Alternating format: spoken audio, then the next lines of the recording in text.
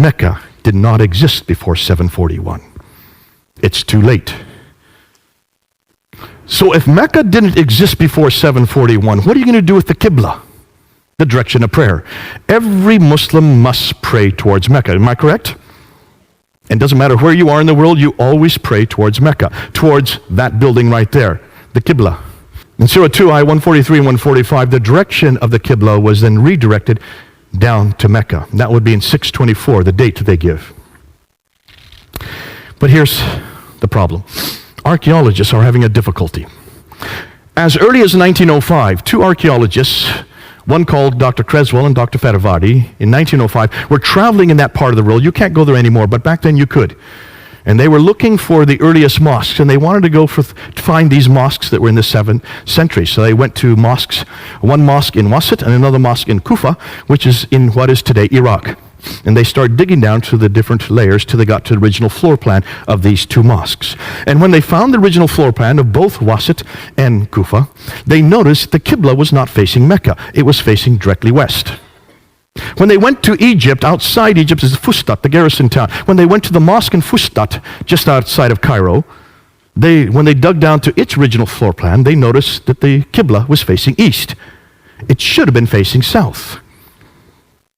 It should have been facing down here. But Kufa and Wasit were facing that direction. Fustat was facing this direction. If the earliest mosques that we've been able to find are facing west and east and not south, then it looks like we have a different Qibla. Jacob of Edessa in 705 also said that the Qiblas. So from all this it is clear that it is not to the south that the Jews in the Maghreb is the name for the Arabs at that time, in the regions of Syria prayed, but towards Jerusalem. He thought it was Jerusalem as well. He was actually wrong. Dr. Dan Gibson decided to pick up this argument. He had read about it. He'd heard about the debate I had had on it. He also knew about that this was a problem. He saw also that there was a problem. So he decided to do something that no one else had done. He decided to look at all the earliest mosques, but you can't go to the earliest mosques today and see where the Qibla is because they are all facing Mecca. Every mosque is facing Mecca, anywhere in the world. So he decided to use satellite technology to look down from space, to look and see where the original floor plans for all these mosques were. And guess what he found? When he looked at the great mosque in Guangzhou in China in 630, it's facing Petra, not Mecca. When he looked at the great Humayma Mosque, southwestern Jordan, the Qibla is facing Petra. It should be facing Mecca. The great mosque at Baalbek in Lebanon, it's facing Petra. It should be facing Mecca. When he went to the great mosque of Sana'a in Yemen, the capital city of Yemen, right at the very bottom of the peninsula, built in 705. Now look at the date. All the Qiblas were supposed to be canonized in 624. So every mosque after 624 should be facing Mecca. But here's one built in 705, and it's facing Petra, not Mecca. This is an interesting one. This is in Jerusalem. Now you have the Dome of the Rock right here. That's the beautiful Dome of the Rock. Here you have the Al-Aqsa Mosque here. The Dome of the Rock is built in 691. The Al-Aqsa Mosque is built in 709. Look at the entire citadel, including both the Dome of the Rock and the Al-Aqsa, are all facing Petra. 691, 709. The entire citadel is facing Petra, the third most holy shrine in Islam. The Damascus Mosque, built in 709, it's facing Petra. It should be facing Mecca. The Anjar Mosque in Lebanon, look at the date, 714. It's facing Petra. It should be facing Mecca. The Mosque of Umar in Basra, now we're in Syria, 720. We're almost 100 years later.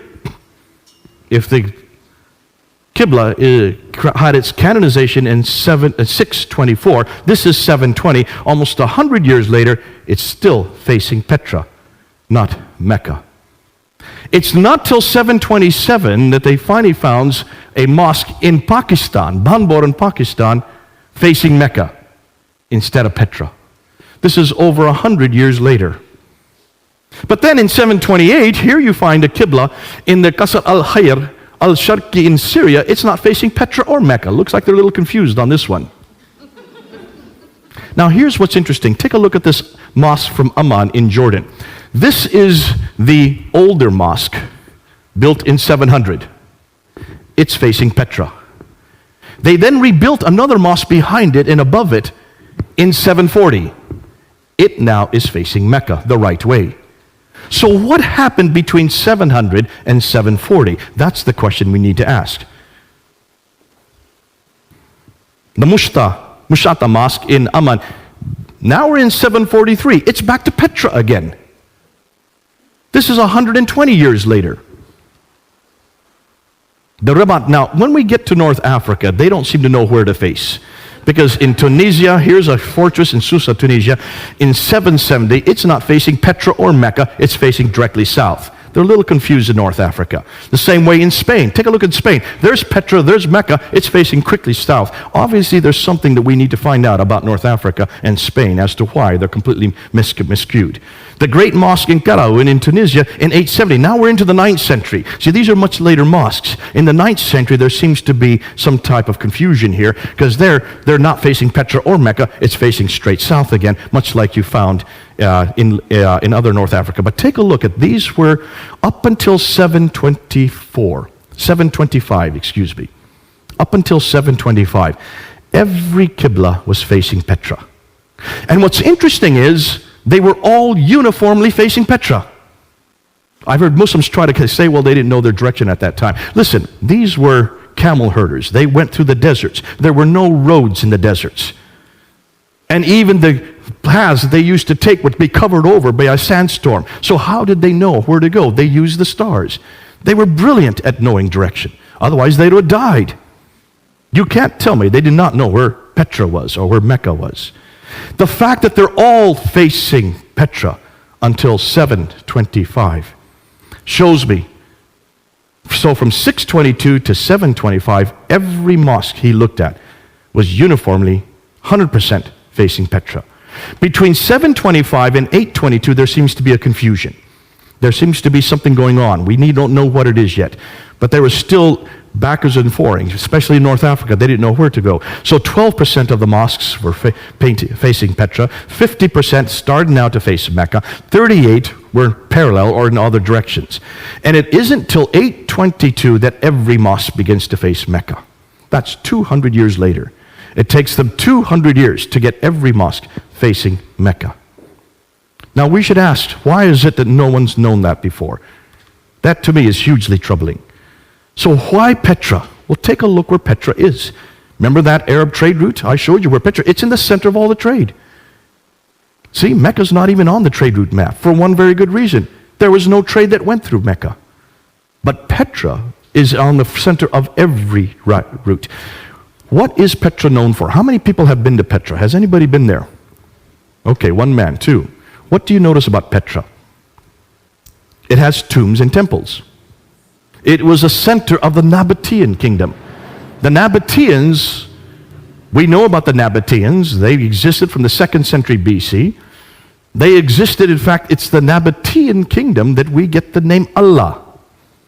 Allah is a Nabatean god. The black stone that's in the Kaaba comes from Petra.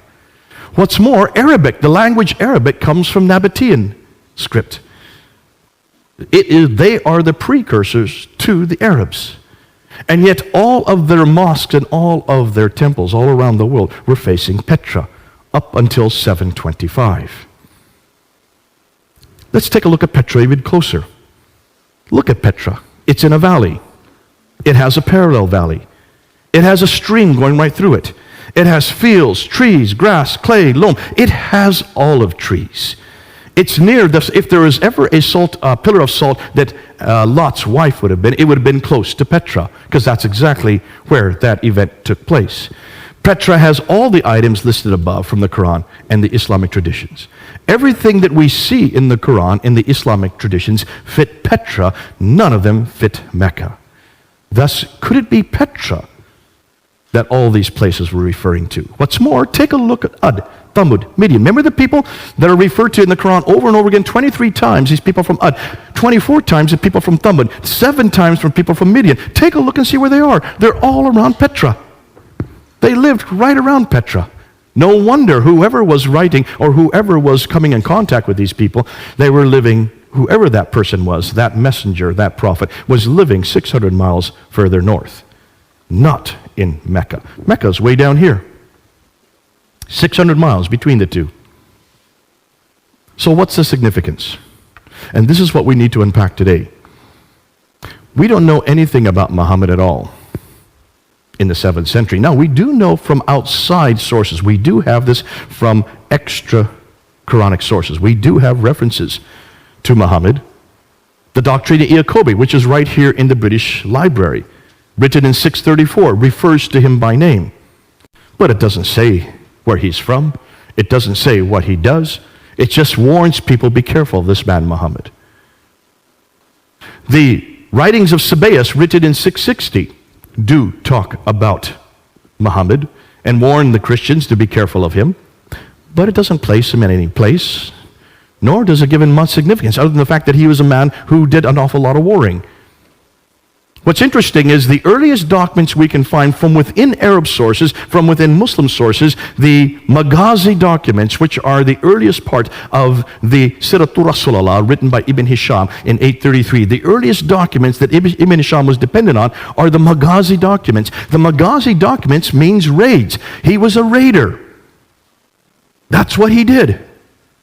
Now can you understand that even his biography from 624 to 632 are about raid after raid after raid after raid. He was involved in 29 raids himself, and he planned another 39 according to his own traditions. That fits the man that we're talking about. It fits the historical character.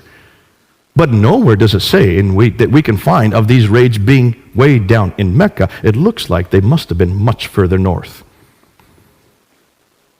His biography doesn't even appear till the 9th century. His city doesn't appear till the 8th century, 741. Thus, much of what we know of Muhammad is written down hundreds of years later and hundreds of miles away. It looks like he is nothing more than a later redaction, possibly Abdul Malik. So Humphrey's conclusions, Islam in the Prophet's life as we know it, was not derived from the 7th century, but evolved over a period of 200 to 300 years and redacted back onto the Prophet's life and compiled in the 9th century. So, here's the million-dollar question. What really happened? Now, I have to be careful because this is what I think. I may change tomorrow. I may have a complete different scenario in 1 year because we're now getting lots of material that's coming in. But this is where I think, this is what I believe. This is just me. This is what I think happened looking at everything that we've got so far. And this is a what-if scenario, okay?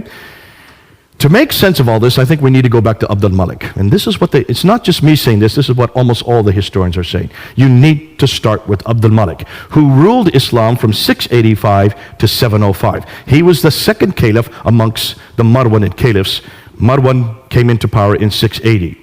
Before that was Sufyan family from 661 up until 680. So for the first 20 years of the Umayyad Caliphate, it was a Sufyani family. Marwan finally takes over. Marwan's son, Abdul Malik, is the great Arab reformer. He is known as the great Arab reformer. You can see the Arabs control that part of the world. Therefore, by the time he comes to power, they had controlled that part from 642. So for 40 years, they had now controlled that part of the world, the central part, the area where Jerusalem is, where Damascus is, where also Petra is, also where Mecca and Medina would be. For 40 years, however, they did not control it. They were nothing more than nomads. These nomads that went and took over the Sassanid Empire and then took over the Byzantine Empire. Remember that map I showed you? Remember, those two empires were much more sophisticated. They were empires that had huge cities. The nomadic Arabs did not have big cities. They were nomads. They just had little oases. Therefore, they didn't know how to run cities. That's the first question we should have been asking. How could a nomadic people have such sophisticated rules and regulations dealing with so huge metropolitan areas? Unless, of course, these rules and regulations come much later. Remember that map that we have of the Sassanid Empire?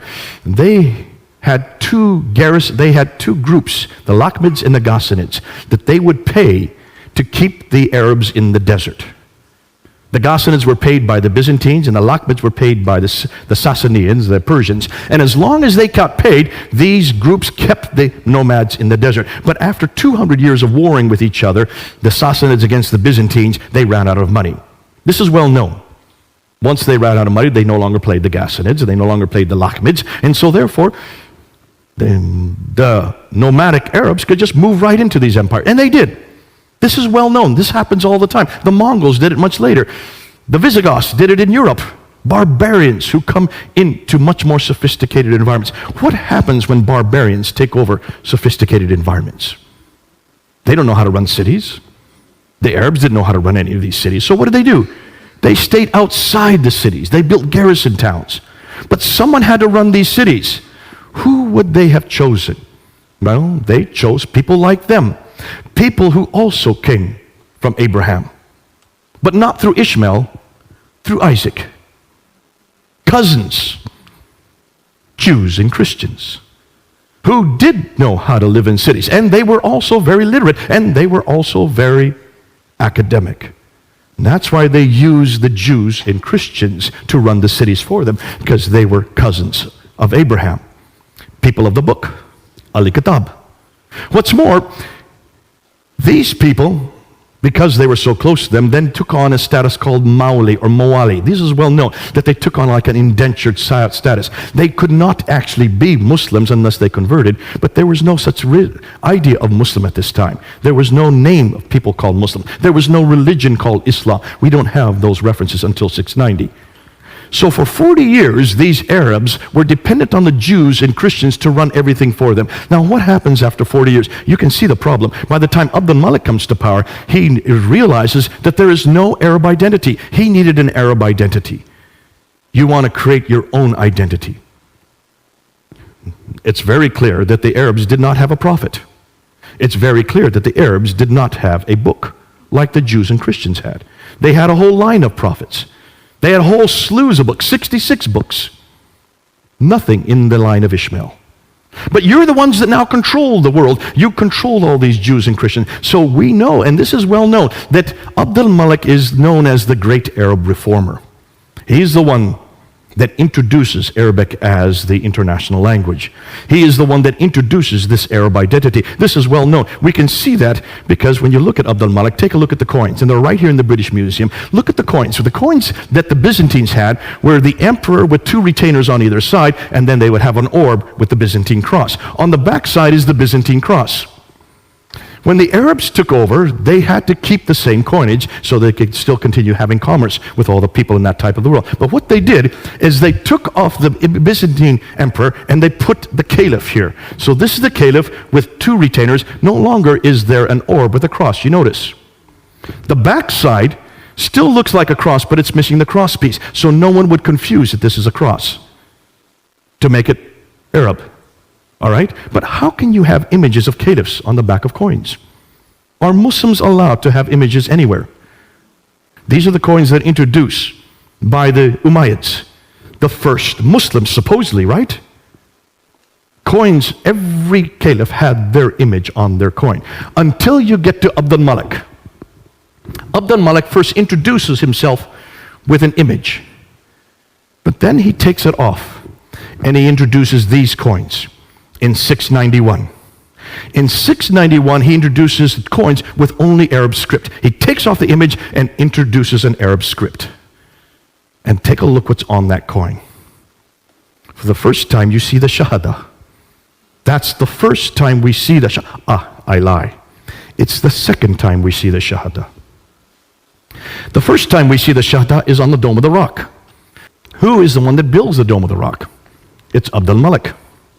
The Dome of the Rock is considered to be the third most holy shrine in all of Islam, right? Am I correct on that? Ask any Muslim why the Dome of the Rock is built, and they will tell you, well, that's where Muhammad went to the seven heavens. Remember I said that earlier tonight, right? That's the story that happens in 621. It's called the Miraj, and it's to commemorate that event, which means that building should have some reference to that occasion, right? Take a look at the Dome of the Rock. Look where it's situated. See, Abdul Malik does not live in Jerusalem. He does not live in Medina. He lives in Damascus. Why in the world does he not live in Mecca? If that's the seat of the world. If that's the where God is. Why doesn't he have his capital in Mecca? Or at least in Medina? He's way up in Damascus, about 1,000 miles further north. But then he comes to Jerusalem in 691 and builds this large building, the Dome of the Rock. Take a look where it is. Here is the Church of the Sepulchre, which is the center of Christianity at that time. The Dome of the Rock is built on the other valley, across the valley from it, and higher up. He builds it higher up so it has ascendancy. It's bigger than the Church of the Sepulchre. It's the biggest building of its kind. Basically what he's doing is, we are now the rulers. We are now greater than you Christians. We now have the biggest building of our time in 691. And then what does he do on the inner ambulatories? This is the only part of the building. So he uses Byzantine architecture to build the building, much larger than and more prominent than any other Christian building, in the holiest city for Jews and Christians. That's why it's not in Damascus or Mecca. But it's supposed to refer to the Miraj. But take a look at the inscriptions. Now, remember, just to remind you, the Dome of the Rock has been destroyed and rebuilt 11 times. All right, so the dome that we're looking at today is not the original dome. The only original part of the dome that still exists today are these two inner ambulatories in the middle, in the center. These two colonnades right here. That and that. Those are the only part of the dome that is from the original building. All right? So you need to look at the inscriptions on those inner ambulatories. And when you look at those inscriptions, take a look at them and you will see there's nothing at all about the Miraj. There's nothing at all about Muhammad going up to the 7 heavens, coming back down 2 heavens, meeting Moses and going back and forth between Allah and Moses, or 50 prayers. Yet that's why Muslims tell us the building was built. So what's on those inscriptions? Well, take a look. Surah 1:12. There is no God but God. He is one. He has no associate. Who's that against? Jesus. Say, he is God, the one, God, the eternal beside of all. He begetteth not, nor was begotten. Who is that against? Jesus, the begotten Son. And there is none comparable unto him. Muhammad is the messenger of God. Here you see Muhammad's name introduced. This is the first time Muhammad's name is introduced on any Arab inscription or architecture. This is the beginning of the introduction of Muhammad. And it's on the Dome of the Rock. In contradistinction to who? To Jesus. If you want to find out why Abdul Malik built that building and why he made it higher than the Church of the Sepulchre and across the valley on the highest point of Jerusalem, just look at the inscriptions. He's now introducing his own prophet, greater than Jesus. His name is Muhammad. He is the messenger of God. So if you're going to create an identity, you've got to have your own prophet. Because so far they've been dependent on all the Jews and Christian prophets. That's why 19 of the prophets that are listed in the Quran all come through Isaac. Where is the prophet that comes through Ishmael? Only Ishmael's name is there. They need a prophet to create that identity. They build the building. They introduce his name. And then they put it on the coins. Significance? He is the one that introduces this identity, beginning with the Dome of the Rock in 691. It's larger than any other non-Arab structure. It's facing the Arab sanctuary, Petra. It incorporates inscriptions against Byzantine Christianity. It introduces their faith. This is the first time we see the name Islam on the Dome of the Rock. It introduces their people. This is the first time we see reference to Muslims. And it introduces their prophet. This is the first time we see a reference to Muhammad. Isn't that interesting? But this is 60 years after Muhammad died. 60 years later, these three are introduced on the Dome of the Rock. More than that, the Caliphal protocols. So these are the protocols, these are the official documents written by the caliphs from the Sufyani period all the way up into the Marwanid period. And he noticed that every one of these official documents always began with the Bismillah. But it's not the Bismillah we know today. Bismillah, Al-Rahman, Al-Rahim is not there. It's a completely different Bismillah. What's more, it doesn't talk about Muhammad. There's no reference in any of these caliphal protocols about people called Muslims, about a religion called Islam, about a prophet named Muhammad, or about a book called the Quran. Missing in all these protocols. Yet these are supposedly the first Muslim protocols by the caliphs, the first Muslim caliphs. This continues right up until Abdul Malik. And then he comes across Abdul Malik's protocols. And then he noticed in 691, almost overnight, Muhammad's name is introduced. It happens overnight. His name is introduced, the Quran is introduced, the name Muslim is introduced, and so is the name Islam. This is all introduced overnight in 691 and in 692. And from that time on, every protocol starts with the Bismillah and the Shahada, that there is only one God but God, and Muhammad is his prophet. Then he mints coins in 692, and that's where he takes off his image and introduces the Shahada on those coins that I showed earlier. Once he introduces Muhammad, he then needs a revelation. See, every prophet has to have a book, has to have a revelation. And that's why the earliest Quranic texts are on the Dome of the Rock. That's the first time we see Quranic texts. It's on the Dome of the Rock. But it does not equate with the Quran that we have today. The earliest Quranic manuscripts begin to appear during his reign and his son Al-Walid. None of them are complete, nor do they parallel today's Quran completely. They continue to be changed and corrected up until the 9th century. The sanctuary Petra is then destroyed in an earthquake in 713. What happens whenever a sanctuary is destroyed? Well, as the people know, whenever their sanctuary is destroyed, that means God no longer has favor with that sanctuary. You've got to change your sanctuary, because this is God's way of saying, this no longer is my sanctuary. Because earthquakes always come from God back then. So where are you going to change it to? Well, you're going to go back to where the Marwanids came from. The Marwanid family comes from the Hijaz, from Central Arabia. So they then bring it down and they introduce it in Mecca. That's why Mecca was chosen. It looks like Mecca was a pagan, probably a Nabatean pagan shrine that they took over, kept the practices that were still there, and tried to infuse some theological meaning. But it doesn't make sense when you look and see who God is and what he has done historically. So they chose Mecca. Now that the Muslims have a prophet, Muhammad, and they have a revelation, the Quran, now they got a revelation and a prophet, they need a sanctuary, so they choose Mecca. Now that they have the three ingredients, they now need to have a history. You've got to create a history. You've got to put Muhammad in his own place. You've got to put him in his own milieu. Now can you see why it took them for another 100 years to finally get that together? By the time they get the Sirah in 833 and the Hadith in 870, they also need to have rules and regulations. Take a look when all four schools start to appear. The Hanafi school, the Maliki school, the Shafi school, the Hanbali school. They all begin to appear in 820 and later. Nothing before 820. That's the 9th century. 200 years later and hundreds of miles away. Why? Because now the laws have to be created. And that's why they borrowed right, left, and center from Roman law and also from Sassanid law, Persian law. And then once you get that, then you've got to make sense of the Quran. By that time, the Quran is formed, but it is full of contradictions. Just take a look at the Quran, borrowing from many different sources. If you borrow, you've got to make sense of it. That's why the tafsir had to be created. And the tafsir do not start to begin to appear until the 10th century, 300 years later. By the 9th century, they now have the book, the man, the place, and the story. All four. But that's 200 to 300 years too late. So, what about Muhammad?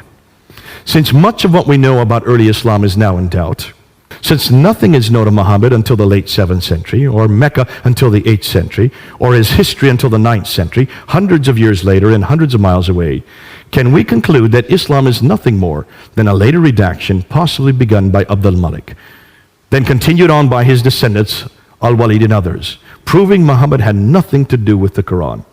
So, who is he? And what is his purpose? They've got the wrong man at the wrong place, doing the wrong thing at the wrong time.